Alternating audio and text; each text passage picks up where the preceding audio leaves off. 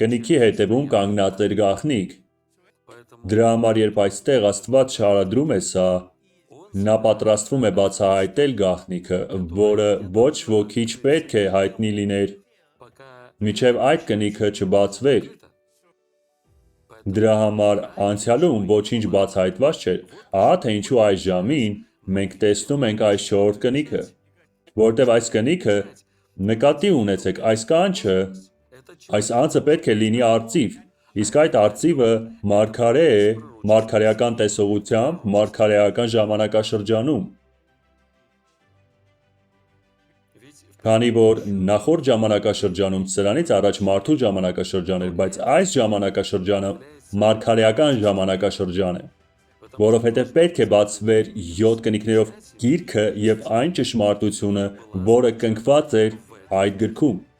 Երեկոյան ժամանակ լույս կլինի։ Սա երբ արևը մայր է մտնում արևմուտքում, արեգակի լույսը շարժվում է արևելքից դեպի արևմուտք, եւ որդու լույսը, ավետարանի լույսը սկսվեց Երուսաղեմում։ Այնուհետև Երուսաղեմից այն գնաց Ֆրանսիա, Սմիրնայի ժամանակաշրջանում, Մարտինին, Իրենոսի եւ Մարտինի մոտ, նրանք Ֆրանսիայում էին, այնուհետև նա գնաց Կոլումբայի մոտ, իսկ դա բրիտանական կղզիներում է, հետո այնտեղից գնաց Գերմանիա, այսինքն Լյութերի մոտ, եւ լույսը